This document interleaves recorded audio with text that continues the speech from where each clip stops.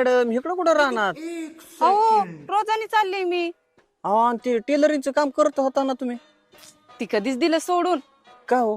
अहो काय सांगायचंय तुम्हाला, ती टेलरिंगचं काम करून माझा मनका दुखायला लागलाय. डोळ सुद्धा बारीक झाले ते, आणि बाया काय त्याच्यात वेळेवरती पैसे देत नाहीत. आणि आपण पैसे मागाय गेलं की त्यांनी म्हणायचं या 2-3 दिवसांनी. अहो 2-3 दिवसांनी गेलं की त्यांनी म्हणायचं हिथं दिलं झालंय तिथंच आवाळ झालंय. अहो फोन करू करू बायांना कट्टाळा आला. अहो काय सांगायचंय तुम्हाला, काहींनी तर उधाऱ्या पण बुडवल्या.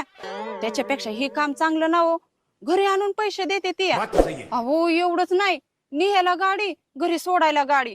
आणि त्या टेलरिंगच्या कामात मला जेवायला सुद्धा टायमिंग मिळत नव्हता. पण आता मी 3 टायमिंग पोटभर खाते यावं.